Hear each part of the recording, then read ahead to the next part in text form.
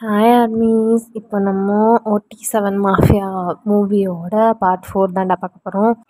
Last பார்ட்டில் எங்கே விட்டுருப்போம் அப்படின்னா, ஜெமினாவும் ஸ்ரீயும் சேர்ந்து அண்டர் வாட்டர் மிஷன் ஒன்று பண்ணி ஒரு முக்கியமான ஹார்ட் டிஸ்கை வந்து கண்டுபிடிச்சிருந்துருப்பாங்க. அந்த அந்த அந்த சீன்லேருந்து அப்படியே வந்து கண்டினியூ பண்ணிக்கலாம். லைக் அவங்க வந்தது வந்து மணி ஒரு 3 மணி 4 மணி அந்த மாதிரி வந்து ஆயிருந்திருக்கும். அப்போ ரெஸ்ட் எடுத்துகிட்டு அதுக்கப்புறமா வந்துட்டு மார்னிங் ஆகுது. இப்போ ஸ்டார்டிங் சீனில் நம்மளோட ஜின், அதுக்கப்புறம் நம்மளோட RM, அப்புறம் ஸ்ரீ, இவங்க எல்லோரும் சேர்ந்து அவங்களோட டெக்னிக்கல் ரூமில் உட்காந்து அந்த ஹார்ட் டிஸ்க்கை தான் வந்து அவங்களோட பீஸில் இன்சர்ட் பண்ணி ஏதாவது ஒன்று எடுக்க முடியுமா அப்படிங்கிற மாதிரி பார்த்துட்டு இருக்காங்க. லைக் அது வந்து ரொம்ப வருஷத்துக்கு முன்னாடி என்கோடிங் பண்ணப்பட்ட ஹார்ட் டிஸ்க் மாதிரியே இல்லை. அது வந்து ரொம்பவே அட்வான்ஸ்டாக இருக்குது. ரொம்பவே வந்து ஹைடெக்காக அதை வந்து டிசைன் பண்ணியிருக்காங்க. அதில் வந்து ஃபுல்லாக லேட்டிடியூட்னல் அண்ட் லாங்கிடியூட்னல் ரேஞ்சஸ் இருக்குது. அதில் வந்துட்டு ஃபுல்லாக நிறையா டீட்டெயில்ஸை வந்து ஃபுல்லாக என்கோட் பண்ணி பண்ணி பண்ணி பண்ணி வச்சுருக்காங்க. அது பார்க்குறக்கே ரொம்பவே வந்து டெக்னிக்கலி ஸ்ட்ராங்காக இருக்குது அதோட கன்ஸ்ட்ரக்ஷன். அதை வந்து நம்மளோட ஜின்னும் வந்துட்டு டீகோட் பண்ணுறதுக்கு வந்து ட்ரை பண்ணிகிட்டு இருக்காங்க. அப்போது ஆரம் வந்து கேட்குறாரு, எதாவது தெரிஞ்சுதா அப்படிங்கிற மாதிரி கேட்குறாரு. அப்போது ஸ்ரீ வந்து சொல்கிறா, இல்லை சார், இதில் வந்து ரொம்பவே காம்ப்ளிகேட்டடாக என்கோடிங் பண்ணியிருக்கிறாங்க. இது டீகோட் பண்ணுறதுக்கு ரொம்பவே டஃப்பாக இருக்குது. லைக் மேபி இது ஒரு வெப்பனோட கீயாக கூட இருக்கலாம். ஒரு மிகப்பெரிய வெப்பனை ஆப்ரேட் பண்ணுறதுக்கான டூலாக இதை வந்து அவங்க கன்ஸ்ட்ரக்ட் பண்ணியிருக்கலாம். லைக் இது இல்லாமல் அதை ஆப்ரேட் பண்ண முடியாது, அந்த மாதிரி இருந்திருக்கலாம். அதனால உங்கள் அப்பாவும் எங்கள் அப்பாவும் மேபி இதை மறைச்சி வைக்கிறதுக்காக ஒரு சேஃபான பிளேஸை வந்து தேடி இருந்திருக்கலாம். வியட்நாமுக்கு எதிராக தாக்குதல் நடத்துறதுக்காக கன்ஸ்ட்ரக்ட் பண்ணப்பட்ட வெப்பனை இயக்கிறதுக்கான கீயாக இது இருக்கலாம் அப்படிங்கிற மாதிரி நம்மளோட ஸ்ரீ வந்து சொல்கிறா. ஜின்னுக்கும் வந்துட்டு இப்போ இது ஸ்ட்ராங்காகவே வந்து ஸ்ட்ரைக் ஆகுது. ஆமாம், அதுவாக தான் இருக்கும் இது. ஏன்னா அதில் லேட்டிடியூட்னல் லாங்கிடியூட்னல் ரேஞ்சஸை வந்துட்டு அதில் வந்து என்கோட் பண்ணியிருக்காங்க. ஸோ கண்டிப்பாக அப்படி இருக்கிறதுக்கு தான் வாய்ப்பு இருக்குது அப்படிங்கிற மாதிரி வந்து பேசிகிட்டு இருக்காங்க. அப்போது நம்மளோட ஜின்கிட்ட வந்து ஆரம் கேட்குறாரு, லைக் தாய்லாண்டோட மிகப்பெரிய மிசைல் லான்ச்சர் இல்லைனா வேறு ஏதாவது பெரிய வெப்பன் எது அப்படின்னு சொல்லி கேட்குறாரு. கேட்டவனா வந்து ஜின் D11A அப்படிங்கிற மிசைல் தான் வந்து தாய்லாண்ட்கிட்ட இருக்கிற மிகப்பெரிய மிசைல். ஆனால் அதை ஆப்ரேட் பண்ணுறதுக்கு இதை யூஸ் பண்ணுறதுக்கு வாய்ப்பே இல்லை. நம்ம வச்சுருக்கிற மிசைல் லான்ச்சரை யார் ஆர்மி அஃபிஷியல்ஸ், மிகப்பெரிய அதில் ட்ரெயின்டான பீப்புள் யார் வேணால் வந்து யூஸ் பண்ணலாம். அந்த மாதிரி தான் கன்ஸ்ட்ரக்ட் பண்ணியிருக்காங்க. இது வேறு ஏதோ அதை விட ரொம்ப பெருசு அப்படின்னு சொல்லி ஜின் வந்து சொல்கிறாரு. எஸ், தாய்லாண்ட் கிட்ட வந்து D11Aங்கிற மிசைல் லான்ச்சர் இருக்குது. அதை வந்து ஆப்ரேட் பண்ணுறதுக்கான அந்த மாதிரி ஹார்ட் டிஸ்க் எதுவுமே வந்து தேவையில்லை. இது வந்து வேறு ஏதோ ஒரு மிகப்பெரிய வெப்பனோ இல்லை ஏதோ ஒரு டேஞ்சரஸான விஷயத்த செயல்படுத்த வைக்கிறதுக்கான ஒரு டூல் தான் வந்து இவங்க கையில் இருக்கிற இந்த ஹார்ட் டிஸ்க். அதை வந்து இப்போ புரிஞ்சுக்கிட்டாங்க. லைக் சரியான டைம் வர வரைக்கும் அதை வெயிட் பண்ணி தான் இவங்க வந்து தெரிஞ்சுக்கணும். இந்த பக்கம் பார்த்தா நம்மளோட டேயாங் தான் அவரோட கேர்ள் ஃப்ரெண்ட் மியாவுக்கு வந்து கால் பண்ணிகிட்ருக்காரு.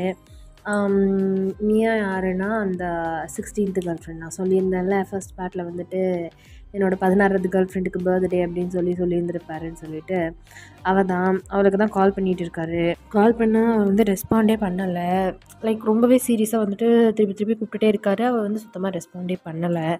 ஸோ அவருக்கு வந்து லைட்டாக ஒரு மாதிரி கில்ட் ஆகுது, ஒரு மாதிரி பயம் ஆகுது. அப்போது ஜிமினா வந்துட்டு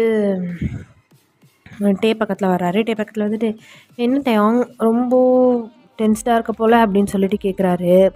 அப்போது டே வந்துட்டு ஜிமினா கிட்டே சொல்கிறாரு, ஆமாம் ஜிமினா, நம்ம மியா இருக்கால, அவன் ஃபோன் பண்ணால் எடுக்க மாட்டேறான்னு தெரில அப்படின்னு சொல்லி டேயாங் வந்து சொல்கிறாரு.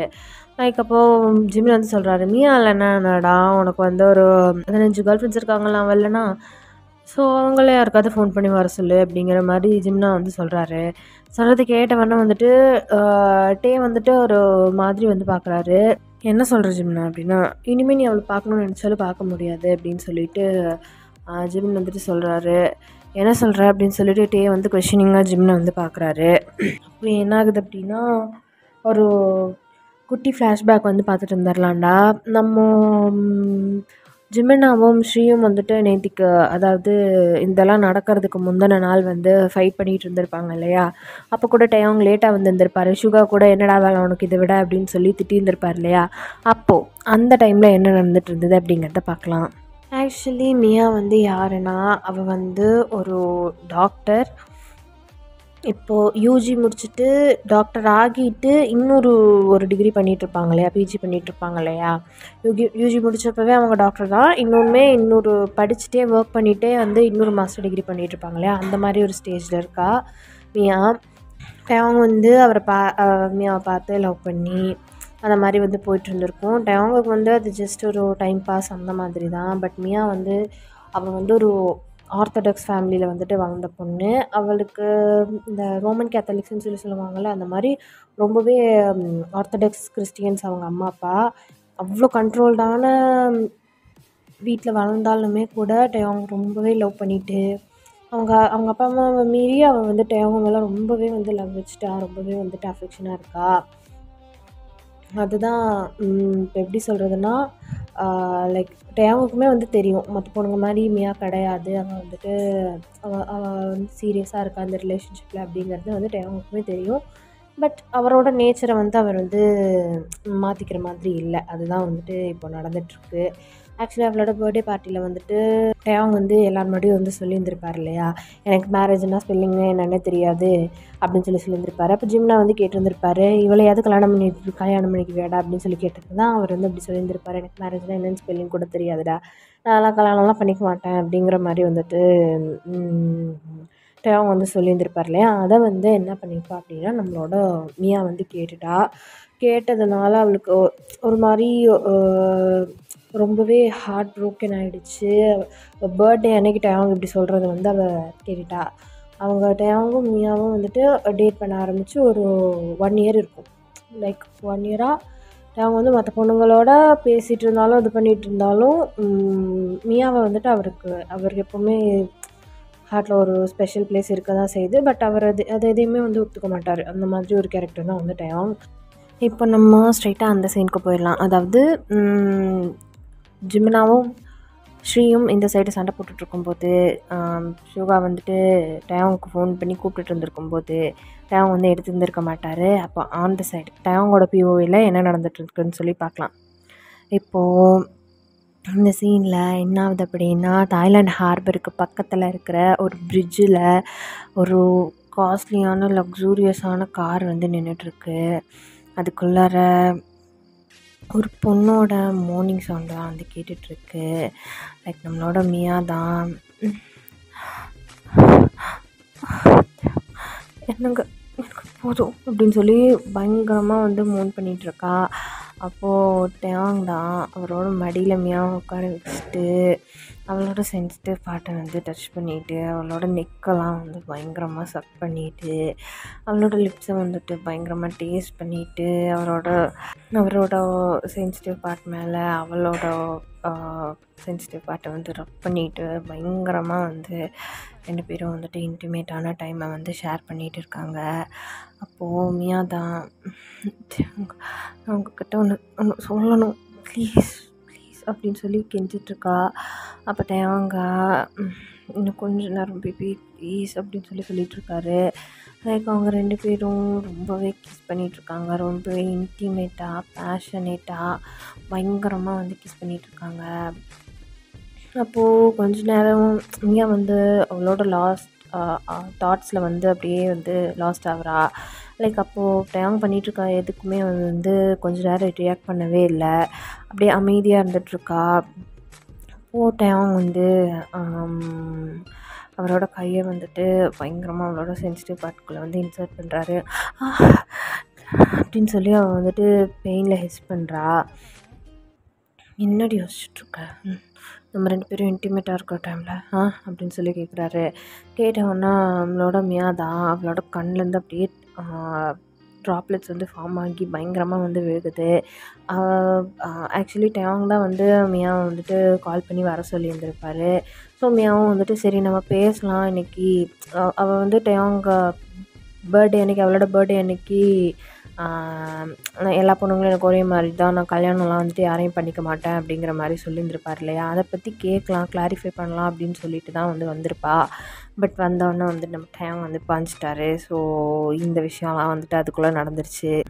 அவளோட ஐஸ்லேருந்து பயங்கரமாக கண்ணீர் அப்படியே ஃபார்ம் ஆகி அவளோட சீக்ஸில் அப்படியே வழியுது. அதை பார்த்துட்டு டயம் ரொம்ப நேரமாக அவளோட நெக்கில் வச்சுருந்த லிப்ஸை இப்போ தான் எடுக்கிறாரு. எடுத்துகிட்டு மியாவோட ஃபேஸை பார்க்குறாரு.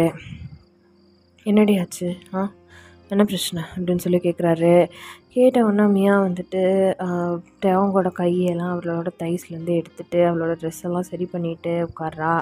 உட்காந்துட்டு டயோங், நான் உங்ககிட்ட பேசணும்னு சொல்லி வந்தேன் அப்படின்னு சொல்கிறா. சரி, என்ன பேசணும் அப்படின்னு சொல்லி டயோங் கேட்குறாரு. என்னோடய பர்த்டே அன்னைக்கு நீங்கள் என்ன சொன்னீங்க உங்கள் தம்பிங்க கிட்ட, உங்கள் ஃப்ரெண்ட்ஸ் கிட்ட அப்படின்னு சொல்லி கேட்குறா. நான் என்ன சொன்னேன், நான் அப்படி ஒன்றும் சொல்லலையே அப்படிங்கிற மாதிரி டயோங் அப்படியே பேச்சை மாற்ற ட்ரை பண்ணுறாரு. அப்போது மியா சொல்கிறா, இல்லை டயோங், நீங்கள் சொல்கிறத நான் கேட்டேன். ஏன் டயோங், என்ன உங்களுக்கு பிடிக்கலையா? நான் என்ன தப்பு பண்ணேன், எதுக்காக என்னை பார்த்து அப்படி சொன்னீங்க அப்படின்னு சொல்லி கேட்குறா. அப்போ டயோங், அப்படியெல்லாம் நான் ஒன்றும் சொல்லலையே, நான் உண்மையை தான் சொன்னேன். லைக் என்ன சொல்கிறது, என்னோடய கேரக்டரே அதுதான். ஏன் என்கிட்டேருந்து இவ்வளோ எக்ஸ்பெக்ட் பண்ணுற? உனக்கு வேணுங்கிறதெல்லாம் நீ கேளு, எல்லாமே வாங்கித்தரேன். பட் நான் தான் வேணும், இந்த கல்யாணம், குழந்த, குட்டி இதெல்லாம் எனக்கு செட் ஆகாது அப்படின்னு சொல்லிட்டு டயோங் சொல்கிறாரு. அப்போது மியா கண்ணிலேருந்து டியர்ஸ் இன்னும் ஃபாலோ ஆகுது. டயோங், நான் உங்களுக்கு இதுக்கு மட்டும் தானா, நான் உங்களை லவ் பண்ணுறேன். என்னோடய ஃபேமிலியோட பேக்ரவுண்டை பற்றி உங்களுக்கு தெரியுமா? அவங்க ரொம்ப ரொம்ப சென்சிட்டிவானவங்க, ரொம்ப ரொம்ப ஆர்த்தடாக்ஸ் ஆனவங்க. அப்படி ஒரு ஃபேமிலியில் பிறந்துட்டு நான் உங்களை லவ் பண்ணிகிட்ருக்கேன்.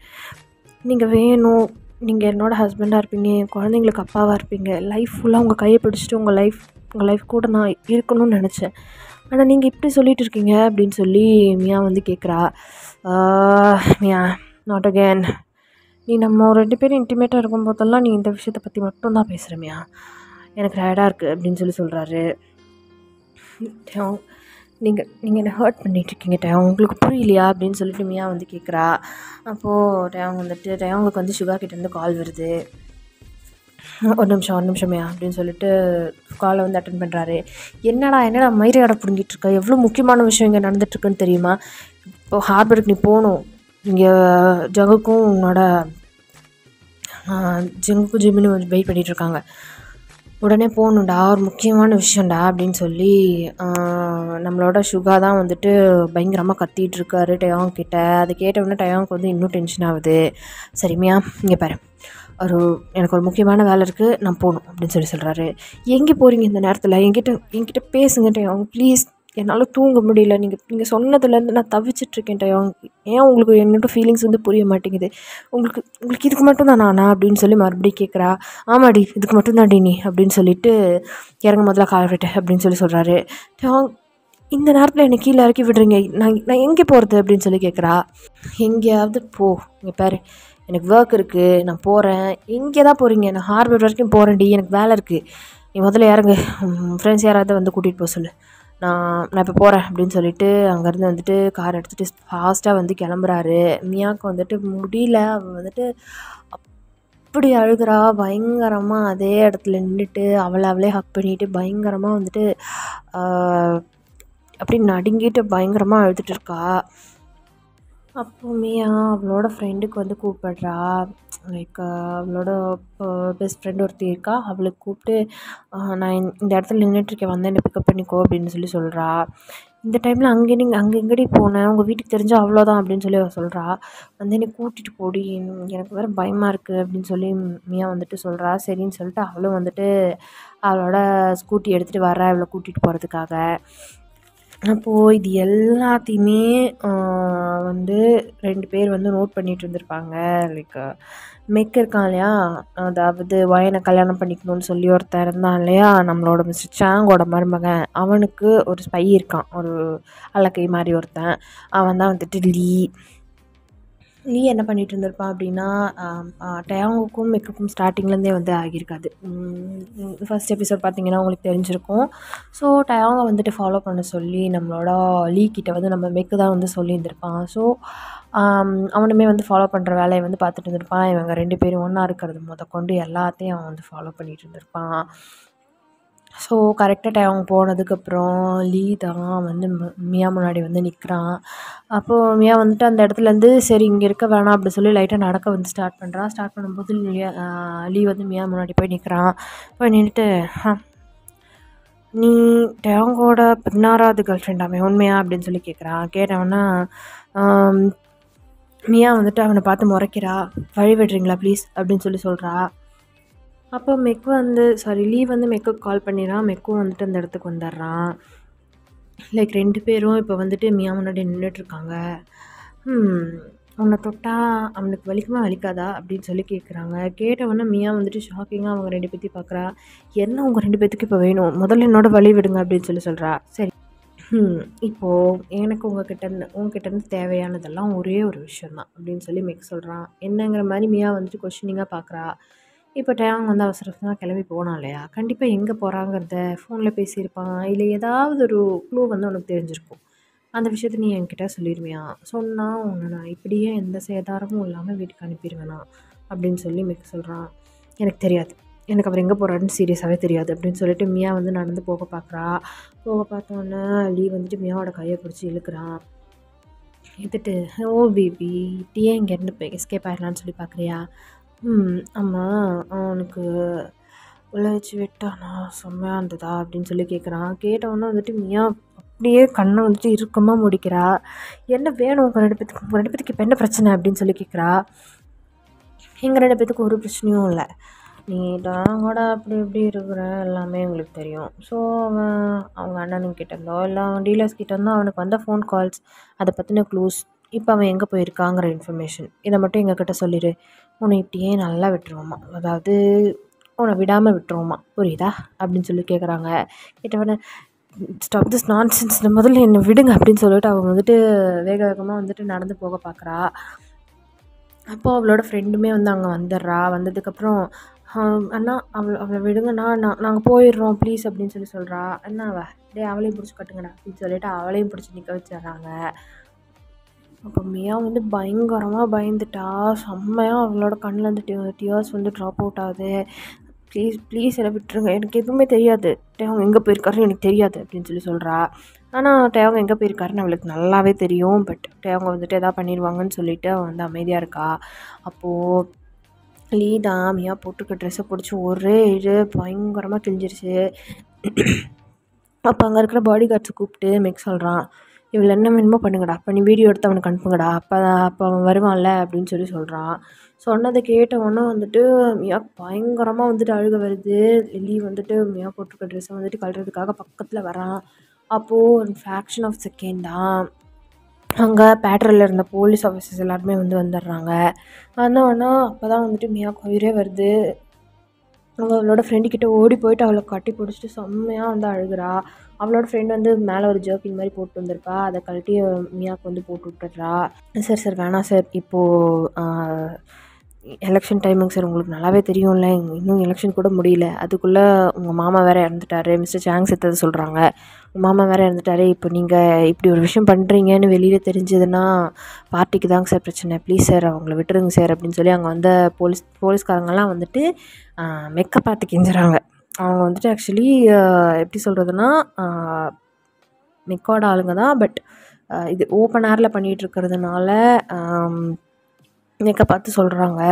அப்போது லைனில் வந்துட்டு ஒரு ஃபோனை வந்துட்டு அந்த போலீஸ் ஆஃபீஸர் வந்து கையில் வச்சுருக்காரு.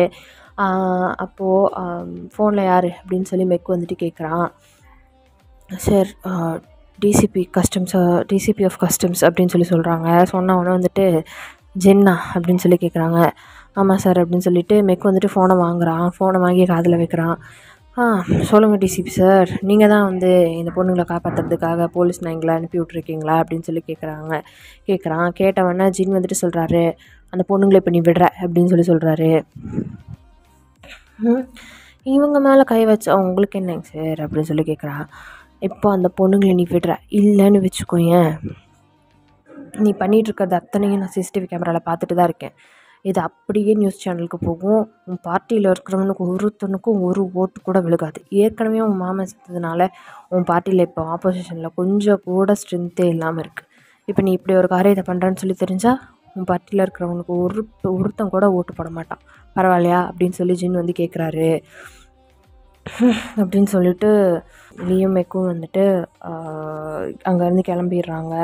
லைக் அவங்க அந்த மாதிரி பண்ணதில் வந்துட்டு மியாவுக்கு வந்து ரொம்ப ரொம்ப பயமாயிடுது. அவள் வந்து பயங்கரமாக அழுகிறா. யார் நல்ல வேலை இந்த போலீஸ்காரங்க மட்டும் வரலன்னா என்ன ஆகுறது அப்படின்னு சொல்லிட்டு வந்துட்டு அவ்வளோ பயமாயிடுது. லைக் லிட்ரலி அவள் வந்து வெறுத்துட்டா. நடு ரோட்டில் விட்டுட்டு போயிட்டார் அவர். நீ எப்படி போவ, யாராவது வந்து கூட்டிகிட்டு போவாங்களா, எதை பற்றி யோசிக்கல, அவர் கூட வேலை வந்தவொடனே அப்படியே இறக்கி அப்படியே விட்டுட்டு போயிட்டார் அப்படின்னு சொல்லிட்டு டேமில் வந்து பயங்கரமாக கோவமாகுது மியாவுக்கு. ஓகே, இப்போ ஜின்னுக்கு எப்படி அது தெரிஞ்சிருக்கும் அப்படின்னா, நம்மளோட ஜின்னும் சேர்ந்து ஸ்ரீ போயிட்டு இருந்த இடத்த வந்துட்டு சிசிடிவி கேமராவில் நோட் பண்ணிட்டு இருந்திருப்பாங்க இல்லையா. லைக் இதே சீன் இங்கே நடந்துட்டு இருக்கும்போது அங்கே ஜிமின்னு ஜங்குக் அவங்கெல்லாம் இருந்த இடத்துல வந்துட்டு இது நடந்துட்டு இருந்திருக்கும். ஸோ இவ எங்கேன்னு சொல்லி பார்த்துட்டு இருந்திருப்பாங்க.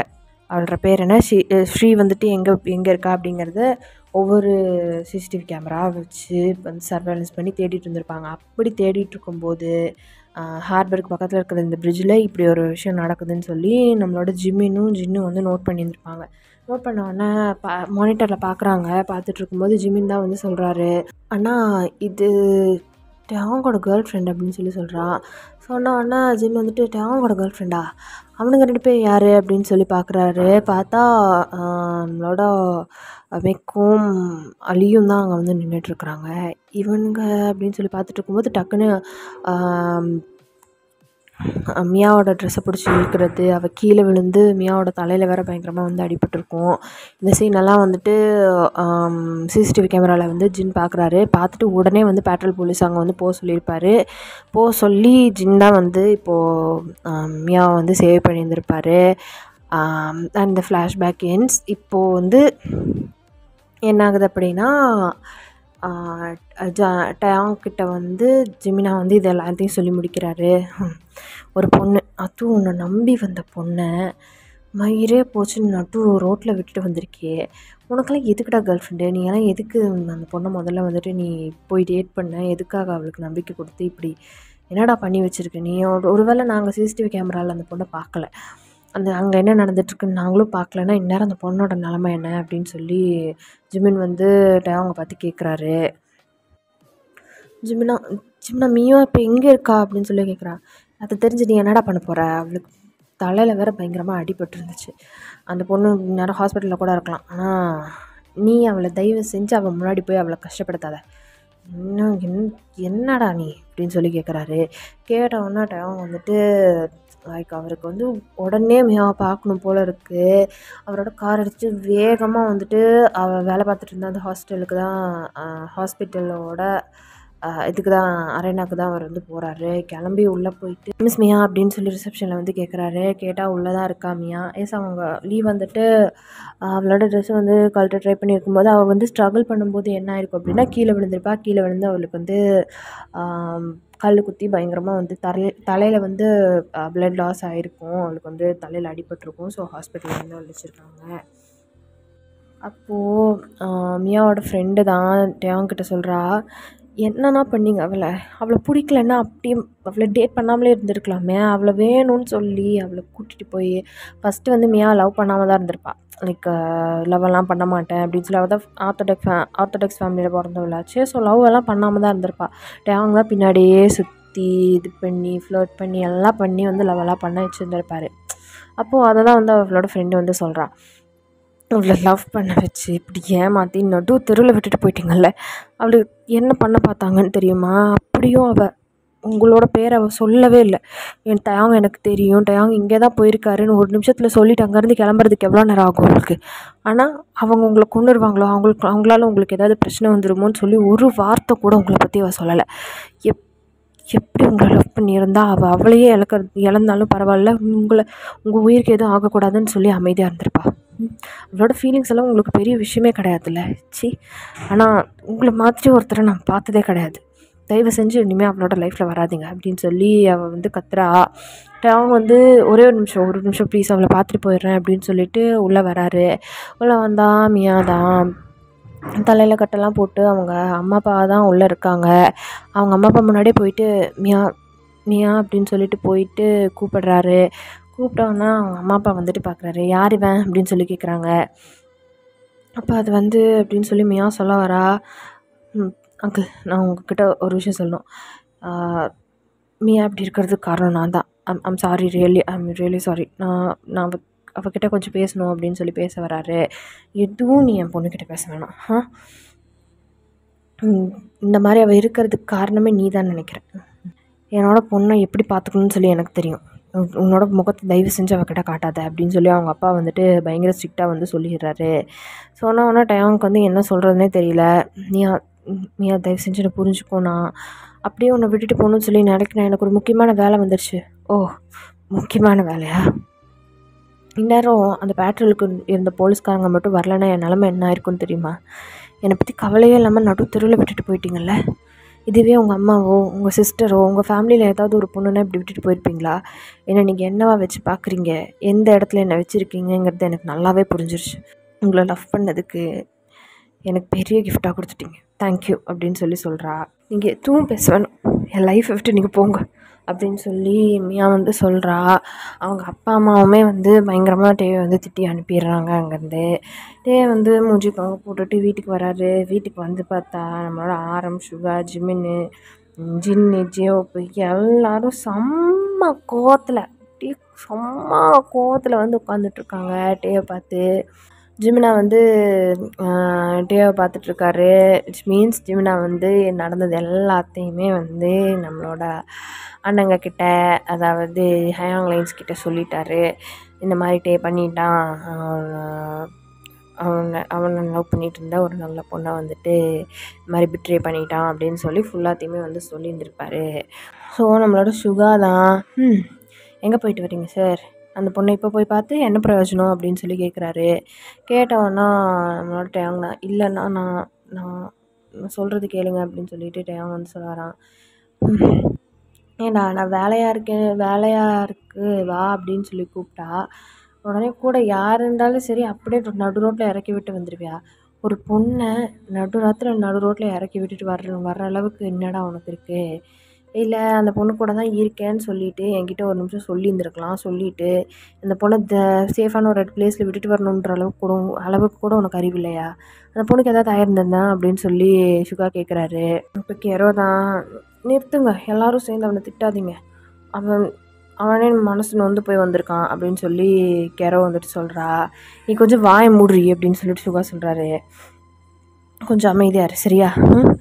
அவனை ஒன்றும் பண்ணிட்டு வந்திருக்கிற காரியத்துக்கு அவனை இன்னைக்கு சும்மா விடுற மாதிரி இல்லை அப்படின்னு சொல்லி சொல்கிறான்.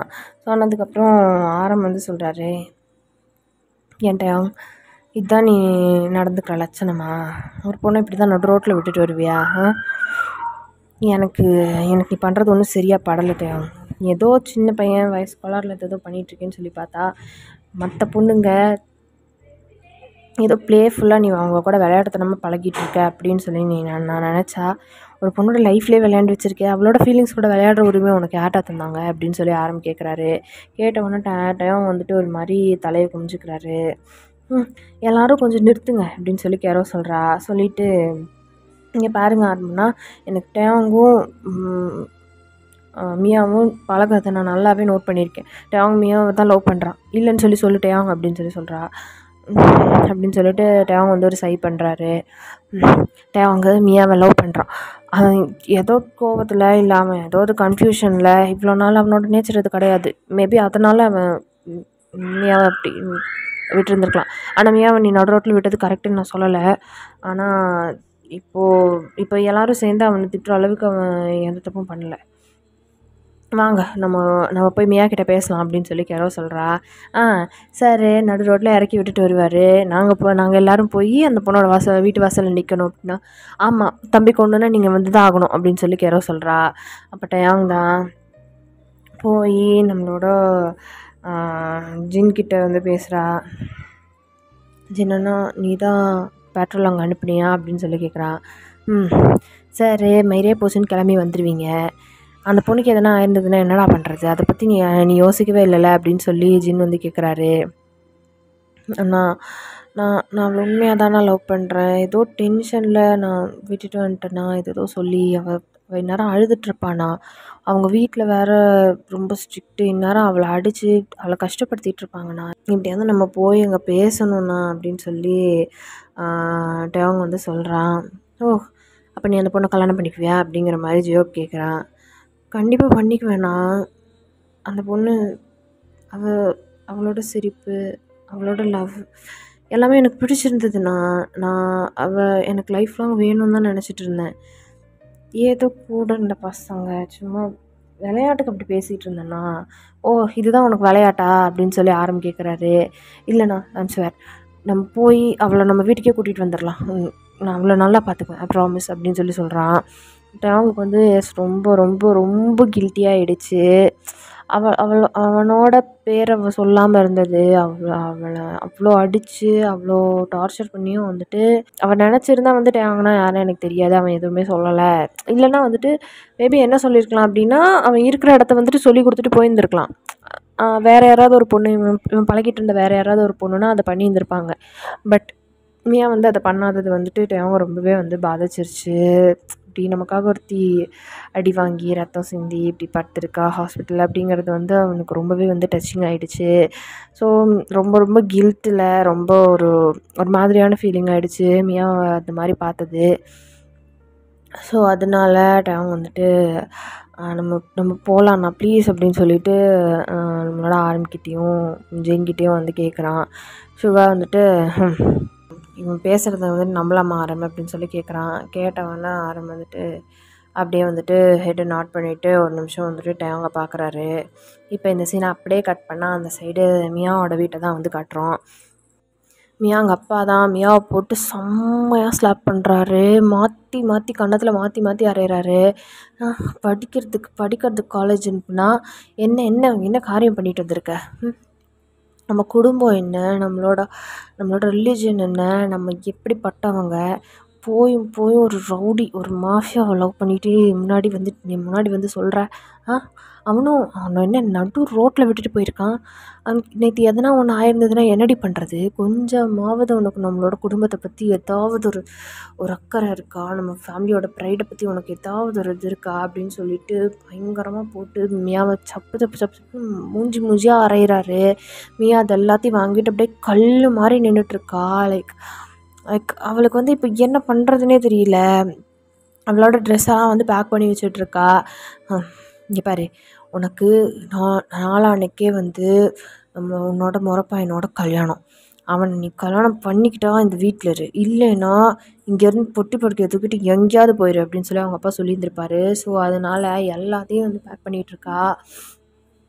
பேக் பண்ணிவிட்டு அவளுக்கு வந்துட்டு அவங்கக்கிட்டேயும் போகணுன்னு மனசு இல்லை, அவங்க வீட்லேயும் இருக்க அவளுக்கு பிடிக்கல. ஸோ அங்கேருந்து கிளம்பலான்னு சொல்லிட்டு எல்லாத்தையும் தூக்கிட்டு வெளில வந்துட்டுருக்கா.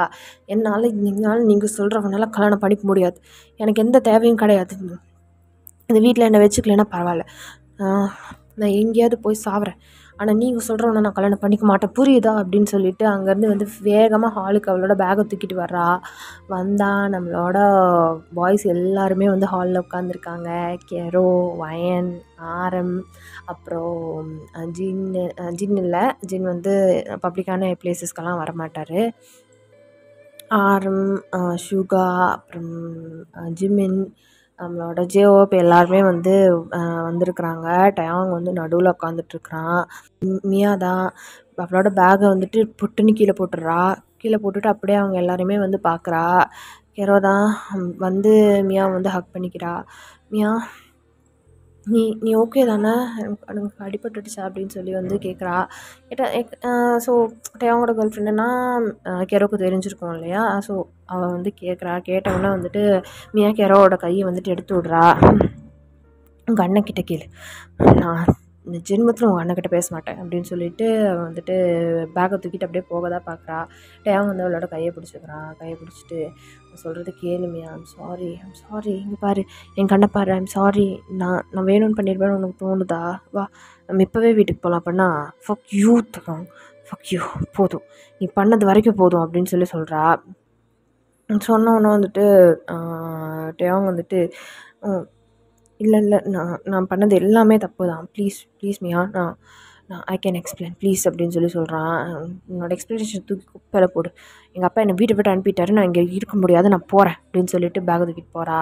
அப்போ ஆரம்பம் பின்னாடி திரும்பி அவங்க அப்பாவை வந்துட்டு பார்க்குறாங்க. அவங்க அப்பா வந்துட்டு செம்ம கோவத்தில் நின்றுட்டுருக்குறாரு. மியாவோட அப்பா. அப்போ ஆரம்பம் தான் சொல்கிறான், ஸோ என் தம்பி லவ் பண்ணுற பொண்ணு இனிமேல் இவன் எங்கள் வீட்டு பொண்ணு, நான் கூட்டிகிட்டு போகிறேன் அப்படின்னு சொல்கிறான். அப்படியே போயிரு, நீ ஒன்று பொண்ணு கிடையாது, இன்றைக்கோட நீ செத்துட்டேன்னு நான் நினச்சிக்கிறேன் அப்படின்னு சொல்லி மியாவோட அப்பா வந்துட்டு சொல்கிறாரு. சொன்னதை கேட்டோன்னே மியாவோட கண்ணிலேருந்து வந்துட்டு பயங்கரமாக வந்து டியர்ஸ் ஃபால் ஆகுது. அப்படியே அழுதுகிட்டே நின்றுட்டுருக்கா. டேவாங் தான் மியாவோட கையை பிடிச்சிக்கிறாரு. ப்ளீஸ் ப்ளீஸ் பேபி, நான் எக்ஸ்பிளைன் பண்ணுறேன் அப்படின்னு சொல்லி அவளை வந்து வெளியில் கூட்டிகிட்டு போகிறாரு. வெளியில் கூட்டிகிட்டு போய் ஒரு டெரஸ் மாதிரி இருக்குது, அந்த இடத்துல நிற்க வச்சு பேசிகிட்டு இருக்காரு. அங்கே 2 பேரும் வந்துட்டு பயங்கரமாக ஆர்கியூமெண்ட் பண்ணுறாங்க. இந்த பக்கம் ஜிமினும் ஜங்குக்கும் தான். ஒரு வேலையா இவனோட ப்ளே பாய் விளையாட்டுக்கு ஒரு முடிவு வந்துருச்சுடா, எப்பா சாமி அப்படின்னு சொல்லி ஜிமின் வந்து சொல்கிறாரு ஜங்குக்கு, இந்த கிளி கேட்குறாளே எந்த ஒரு கறியாக இருப்பா அப்படின்னு சொல்லி கேட்குறான். லைக் மியா வந்து டேங்க சும்மா செம்ம வாங்குறான், திட்டுறா.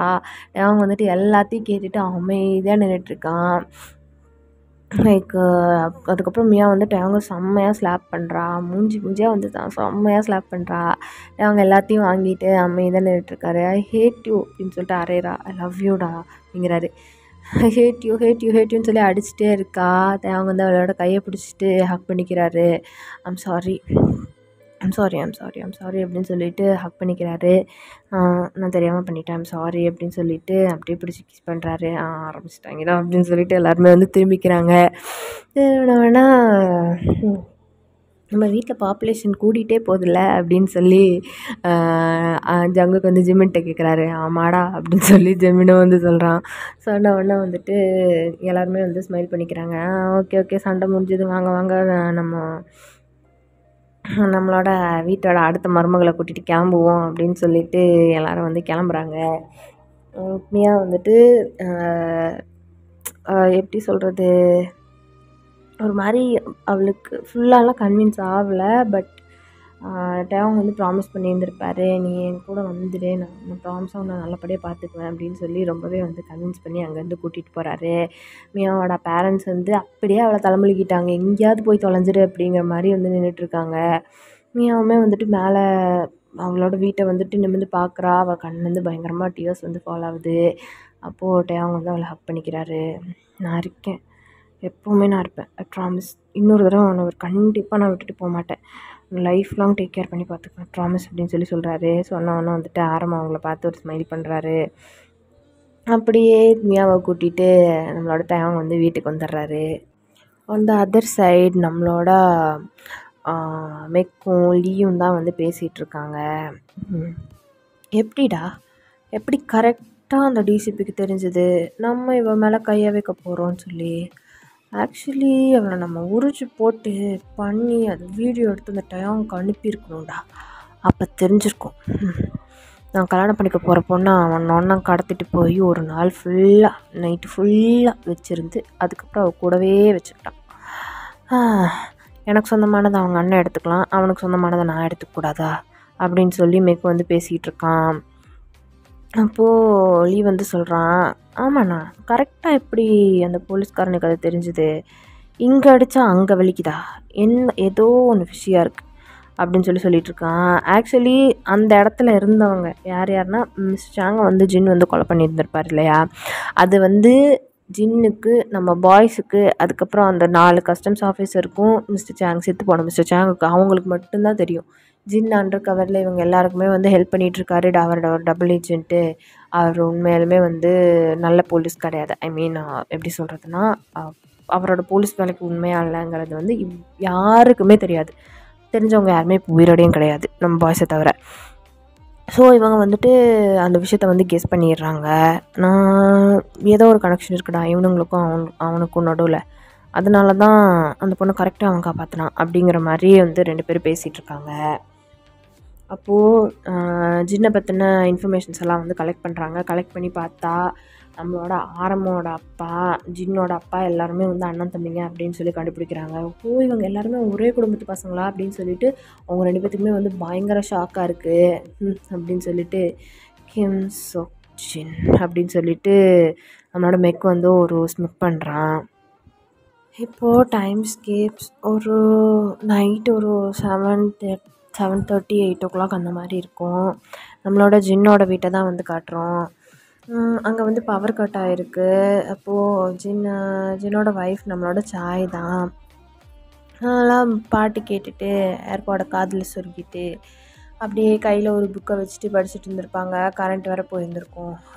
கரண்ட் போயிடுச்சா அப்படின்னு சொல்லிட்டு புக்கை எடுத்து ஒரு ஓரமாக வச்சுட்டு அவங்களோட பேபி பம்பை வந்துட்டு டச் பண்ணிக்கிட்டு, இந்த சாயந்தர நேரம் அப்படின்னா நைட்டு தூங்குறதுக்கு முன்னாடி ஒரு மசாஜ் கொடுப்பாங்க அவங்களோட பேபி பம்பில். அந்த மாதிரி மசாஜ் கொடுத்துட்டு அவங்களோட ட்ரெஸ் எல்லாம் அட்ஜஸ்ட் பண்ணிவிட்டு இப்போ வந்து தூங்கலான்னு சொல்லி அவங்களோட பெட்ரூமுக்கு போகிறாங்க. அப்போது திடீர்னு ஒரு கிளாஸ் உடையிற சத்தம் கேட்குது. என்னடா அது சத்தம் அப்படின்னு சொல்லிட்டு சாய் வந்து திரும்பி பார்க்குறா. திரும்பி பார்த்தா யாரோ அவங்க வீட்டில் வந்து கிராஸ் ஆகி போகிற மாதிரி இருக்குது. சாயை வந்துட்டு அப்படியே அப்படின்னு சொல்லிட்டு கல் பண்ணிவிட்டு அவளோட ஃபோனை வந்து எடுத்து ஜின்னுக்கு கால் பண்ணுறா. ஜின்னுக்கு கால் பண்ணால் ஃபுல் ரிங் போகுது, எடுக்கவே இல்லை. அப்புறமா சுகாவுக்கு தான் கால் பண்ணுறா. சுகா உடனே வந்துட்டு ஃபோன் எடுத்துடுறாரு. அண்ணா அப்படின்னு சொல்கிறா. சாய் என்னடாச்சு, ஏன் உன்னோட வாய்ஸ் இப்படி இருக்குது அப்படின்னு சொல்லி கேட்குறாரு. இங்கே யாரும் இருக்காங்கண்ணா, வீட்டுக்குள்ளே யாரும் இருக்கிற மாதிரி எனக்கு ஃபீல் ஆகுது அப்படின்னு சொல்கிறா. சொன்னோன்னா சுகா வந்துட்டு நீ வீட்டிலே இரு 5 மினிட்ஸில் அண்ணா அங்கே இருப்பேன், நீ ஒன்றும் பயப்படாத, ஏதாவது ஒரு ரூமுக்குள்ளே போயிட்டு ஜன்னல் கதவை எல்லாத்தையும் க்ளோஸ் பண்ணிவிட்டு ஒரு சேஃபான இடத்துல இரு, அண்ணா 5 மினிட்ஸில் அங்கே இருப்பேன் அப்படின்னு சொல்லிட்டு இருக்காரு. சரிண்ணா அப்படின்னு சொல்லிட்டு ஃபோனை கட் பண்ணிடுறாரு, லைனில் எப்படியே வச்சிரு அப்படின்னு சொல்கிறாரு. சொன்னோன்னா நம்மளோட ஜின் வந்துட்டு இப்போ மறுபடியும் சாய்க்கு வந்து ஃபோன் பண்ணுறாரு. ஃபோன் பண்ணால் வந்து லைன் பிஸின்னு சொல்லி வருது. சரின்னு சொல்லிவிட்டு நம்மளோட சுகாவுக்கு தான் கால் பண்ணுறாரு. சுகா கால் பண்ணால் காலை வந்து கான்ஃபரன்ஸில் போடுறாரு சுகா. அப்போது நீ வீட்டுக்கு போடா, சாய் தனியாக இருக்கா, நானும் அங்கே தான் வந்துட்டுருக்கேன், யாரும் வீட்டுக்குள்ளே வந்த மாதிரி இருக்குன்னு சொல்கிறா அப்படின்னு சொல்லி சுகா வந்து சொல்கிறாரு. சரின்னு சொல்லிட்டு நம்மளோட ஜின்னு வந்துட்டு ஃபாஸ்ட்டாக கார் எடுத்துகிட்டு ஒரு 5 to 6 மினிட்ஸில் அங்கே வந்துடுறாரு. வந்து பார்த்தா நம்மளோட சாயை வந்து பிடிச்சி ஒரு சோஃபாவில் உட்கார வச்சுருக்காங்க. நம்மளோட மெக்கு, அதுக்கப்புறம் லீ, அதுக்கப்புறம் கூட இருக்கிற அடியாளுங்க. சுகா வந்து இப்போது ஆரமோட வீட்டிலேருந்து இப்போ ஜின்னோட வீட்டுக்கு வந்து வந்துட்டுருக்காரு. சாய் வந்துட்டு செம்ம பயத்தில் உட்காந்துருக்கா. ஏன்னா அவளோட நெத்தி போட்டில் வந்து கண்ணை வச்சுருக்காங்க. அவளோட பேபி பொம்மை வந்து இறுக்கமாக பிடிச்சிட்ருக்கா. ஜின் அப்படின்னு சொல்ல முடியாமல் சொல்கிறா. அப்போது ஜின் தான், ஏண்டா உங்களுக்கு எதையுமே உருப்படியாக பண்ண தெரியாதா, இப்படி தான் ஓப்பனாக நாங்கள் 2 பேரும் எங்கள் எல்லாருக்கும் தெரிகிற மாதிரி பண்ணுவீங்களா அப்படின்னு சொல்லி ஜின் வந்து கேட்குறான். அவனுக்குள்ளே அவ்வளோ பயம் இருக்குது. அந்த பயத்தை எல்லாத்தையும் வந்து கொஞ்சம் கூட காட்டிக்காமல் அவ்வளோ தைரியமாக அவங்க முன்னாடி வந்து பேசிகிட்ருக்கான். அப்போது மெக் வந்து சொல்கிறான், ஆமாம் எங்கள் மாமாவை எப்படி கொண்டேன் அப்படின்னு சொல்லி கேட்குறான். கேட்டான்னா உனக்கும் ஆரம்போட டீமுக்கும் நிறைய சம்மந்தம் இருக்குன்னு சொல்லி எனக்கு தெரியும், நடிக்காத, நீங்களும் அவங்களும் ஒரே குடும்பத்து பசங்க தானே அப்படின்னு சொல்கிறான். சொன்னோன்னே வாவ் ப்ரில்லியன்ட் அப்படின்னு சொல்லி ஜின் வந்து சொல்கிறாரு. ஏண்டா மாமனை கொன்னதும் நான் தான், உன் தாத்தா இருக்கானே அவனோட நெஞ்சில் புல்லட்டை இறக்குனதும் நான் தான், உன் குடும்பத்தில் இருக்கிறவங்க எல்லாரும் என் கையால் தான் சாகணும்னு எழுதியிருக்கு போல் அப்படின்னு சொல்லி ஜின் சொல்கிறாரு. சொன்னோன்னா வந்துட்டு மெக்கோட ஐஸெல்லாம் வந்து வைட் ஆகுது. என்னது, என் தாத்தா ப்ரைம் மினிஸ்டரா, அவரோட நெஞ்சில் நீ புல்லட்டை இறக்குனியா அப்படின்னு சொல்லி கேட்டேன்னே.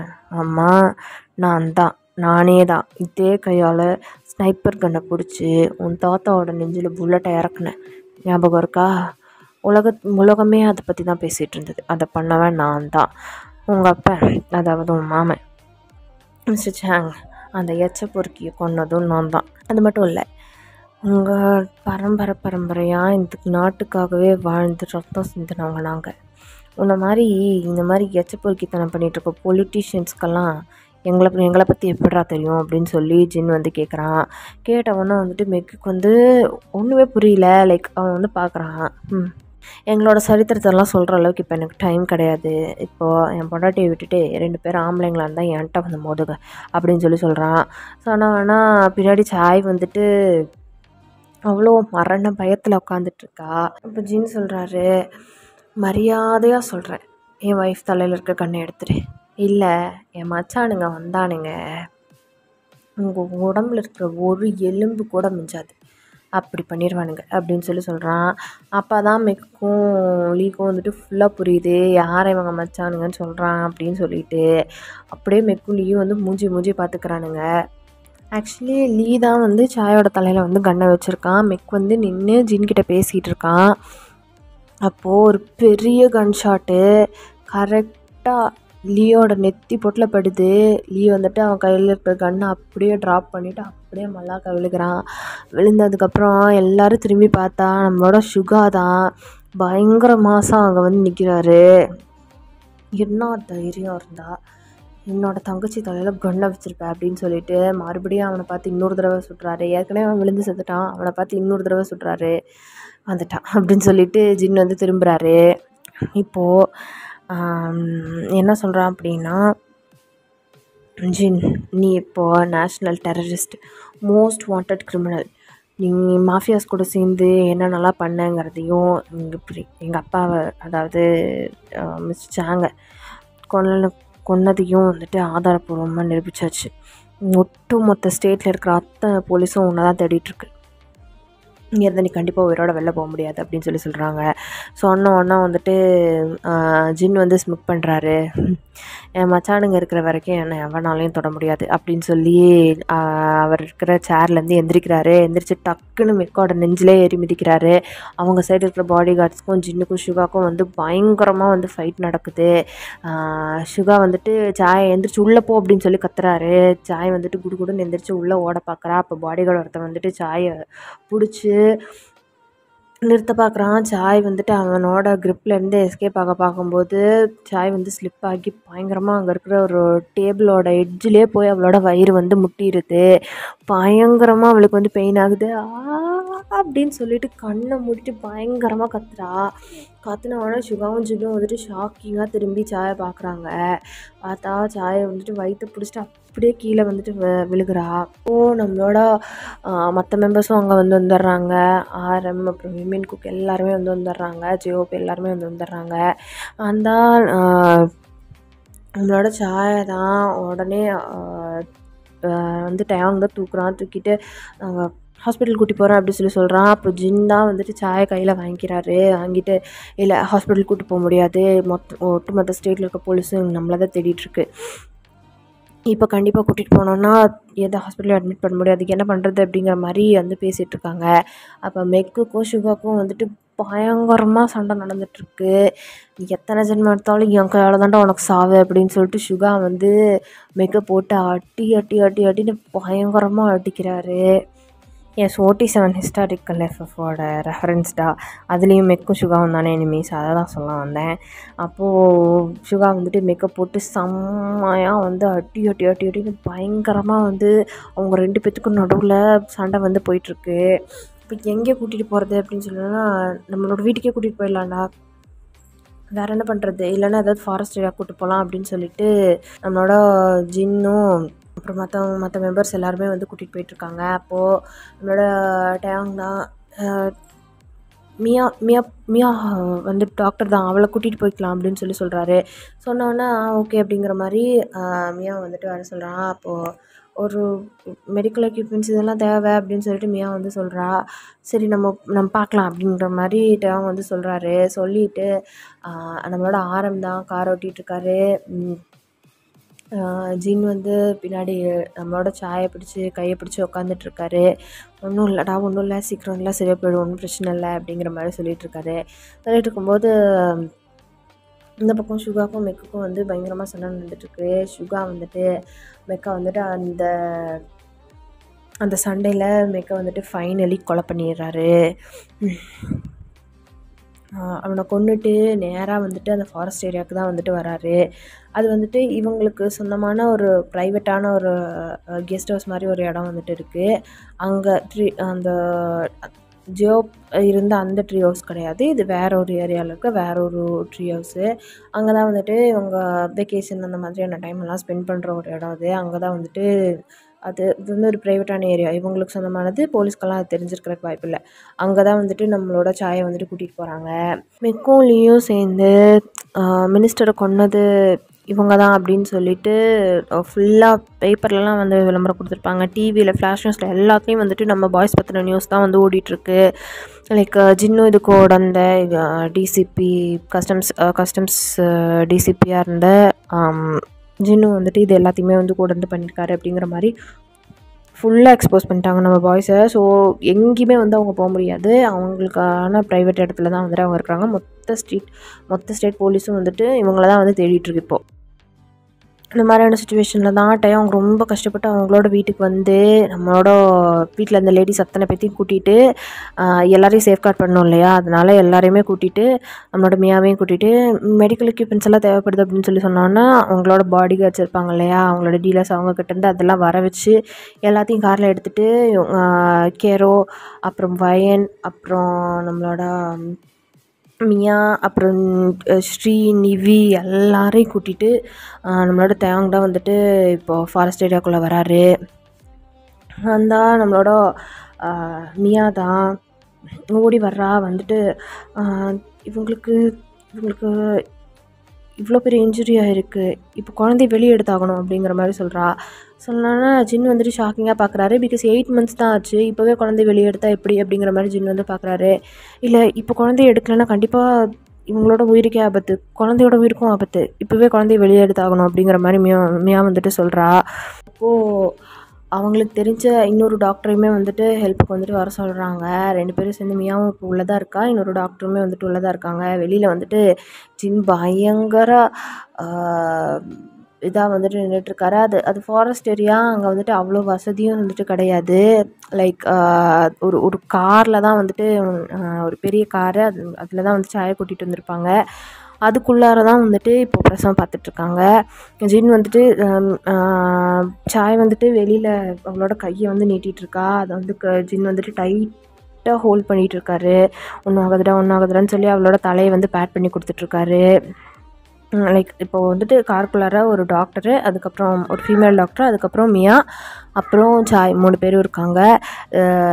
காருக்கு வெளியில் அவளோட கையை பிடிச்சிட்டு, சாயோட கையை பிடிச்சிட்டு நம்மளோட ஜின் வந்து உட்காந்துட்ருக்காரு. அவரோட வாயெல்லாம் க்ளோஸ் பண்ணிவிட்டு பயங்கர பயத்தில் உட்காந்துட்ருக்காரு. லைக் ஜின் வந்து சொல்கிறாரு, குழந்தைய காப்பாற்ற முடியலனாலும் பரவாயில்ல, என் ஒய்ஃப் எனக்கு வேணும், தயவு செஞ்சு அவளை மட்டும் காப்பாற்றுங்க அப்படின்னு சொல்கிறாரு. சொன்ன உடனே சாய்க்கு வந்து செம்ம கோவம் வருது. வாய் மூடுங்க ஜின், எனக்கு என் குழந்தை முக்கியம் அப்படின்னு சொல்லிட்டு அவள் சொல்லிட்டு இருக்கும்போது சுகா வந்து ஜின்னு தப்புன்னு ஒரு அப்போ வைப்புறாரு. அவளை கன்ஃபியூஸ் பண்ணாதரா, வாயை மூடுறா அப்படின்னு சொல்கிறாரு. சொன்ன உடனே வந்துட்டு ஜின் வந்து அப்படியே கம்முன்னு வாயை முடிக்கிறாரு. லைக் அவருக்கு வந்து அவ்வளோ பயமாக இருக்குது. சாய் வந்துட்டு அப்படின்னு சொல்லிட்டு கத்துன்னு கத்துறா. மியா வந்துட்டு பயப்படாதீங்க, புஷ் பண்ணுங்க, ஒன்றும் பிரச்சனை இல்லை, பயப்படாதீங்கன்னு சொல்லிட்டு அவளை வந்துட்டு இது பண்ணிகிட்ருக்கா. அப்போது ஃபைனலாக வந்துட்டு குழந்தை பிறக்கிற சவுண்ட் வந்துட்டு கேட்குது. அவங்க வீட்டுக்குள்ளே தூக்கிட்டு போகிறதுக்குள்ளே வந்துட்டு குழந்தையோட தலை வந்துட்டு வெளியில் வர்றதுக்கு ஆரம்பிச்சிருக்கும். லைக் அவளுக்கு வந்து பயங்கரமாக ப்ளீட் ஆக ஆரம்பிச்சிருக்கும் சாய்க்கு. ஸோ அதனால் தூக்கிட்டு போகிறதுக்கு அதுக்கும் கூட டைம் இல்லை. டக்குன்னு டாக்டரை வர வச்சு அந்த காருக்குள்ளேயே வச்சு தான் வந்துட்டு பிரசவம் பார்த்துருந்துருப்பாங்க. அதுக்கப்புறம் குழந்தை கத்துற சவுண்ட் வந்து கேட்டதுக்கப்புறம் தான் எல்லாருக்குமே வந்துட்டு நிம்மதியாக இருக்குது. லைக் இத்தினூண்டா குழந்தை வந்துட்டு பார்க்குறக்கே ரொம்ப ப்ரீமெச்சூராக இருக்குது. பட் எல்லாருக்குமே வந்து ரொம்ப ரொம்ப ஹாப்பி, எப்படியோ வந்து குழந்தை பிறந்துச்சு அப்படின்னு சொல்லிட்டு. அப்போது நம்மளோட மெம்பர்ஸ் எல்லாம் வந்துட்டு ஒருத்தர் ஹக் பண்ணிக்கிறாங்க. ஜின்னை வந்துட்டு எல்லோரும் ஓடி வந்து ஹக் பண்ணிக்கிறாங்க. அப்போது மியா வந்துட்டு அவளோட ட்ரெஸ்ஸு ஃபுல்லாக ரத்தம், அப்படியே வந்துட்டு அந்த குழந்தைய தூக்கிட்டு வந்து ஜின்னோட கையில் தான் வந்துட்டு கொடுக்குறா. இன்னும் க்ளீனெல்லாம் பண்ணல, எதுவுமே பண்ணல. அப்படியே எடுத்துகிட்டு வந்து ஜின்கிட்ட கொடுக்குறா. ஜின் வந்துட்டு சிரிச்சிட்டே வந்துட்டு அவரோட குழந்தைய வந்துட்டு பார்க்குறாரு. அப்படியே வந்துட்டு அவரோட குழந்தையோட சீக்கை வந்துட்டு வச்சுக்கிறாரு. அப்படியே அவரோட கண்ணிலேருந்து வந்துட்டு டியர்ஸ் வந்து ட்ராப் ஆகுது. அப்புறம் சுகா வந்துட்டு குழந்தைய வாங்குறாரு, அப்புறம் ஆரம் வாங்குறாரு. எல்லாருமே வந்துட்டு ரொம்ப ஹாப்பியாக இருக்காங்க. குழந்தைய கொடுங்க, பிளட் ஸ்டெயின் எல்லாம் காஞ்சிருச்சுன்னா அப்புறம் க்ளீன் பண்ணுறது ரொம்ப கஷ்டம் அப்படின்னு சொல்லி மியா சொல்கிறா. அப்புறம் குழந்தைய வந்துட்டு க்ளீன் பண்ணுறாங்க. இந்த பக்கம் சாய் தான் அப்படியே பாதி மயக்கத்தில் அப்படியே படுத்துட்ருக்கா. ஜின் வந்துட்டு சாயை வந்து பார்க்குறாரு. சாயம்மா அப்படின்னு சொல்லிட்டு கையை பிடிச்சி கையில் வந்துட்டு கிஸ் பண்ணுறாரு. சாய் வந்துட்டு அப்படியே அழுதுகிட்டே வந்து ஜின்னை பார்க்குறா. ஜின் வந்துட்டு மியா கிட்ட வந்து குழந்தைய வாங்கி சாய் கிட்ட காட்டுறாரு. சாய் வந்து குழந்தைய கிஸ் பண்ணுறா. இந்த பக்கம் ஜின் கிஸ் பண்ணுறாரு, அந்த பக்கம் சாய் கிஸ் பண்ணுறா. சாய் வந்துட்டு அழுதுகிட்டே அப்படியே ஜின்னோட ஃபோர்ஹெட்டோட அவளோட ஃபோர்ஹெட்டை வந்து வச்சுக்கிறா. குழந்தைய ரொம்ப நேரம் வெளியே வச்சுருக்க முடியாது, இன்குபேட்டரில் வைக்கணும். அதுக்கப்புறம் இங்கே இங்கே எப்படி மெடிக்கல் ஃபெசிலிட்டிஸும் இல்லை, எப்படி இவங்க 2 பேத்தையும் வச்சு பார்த்துக்கிறது அப்படிங்கிற மாதிரி மியா கேட்குறா. எல்லாம் வந்துடும் அப்படின்னு சொல்லி சொல்கிறாரு. இதோட இந்த பாட்டை வந்துட்டு நான் எண்ட் பண்ணிக்கிறேன்டா. இந்த பாட்டு உங்களுக்கு பிடிச்சிருக்குன்னு சொல்லி நம்புகிறேன். எப்படி இருந்தது அப்படிங்கிறத கமெண்ட்ஸில் சொல்லுங்கள். பாய்.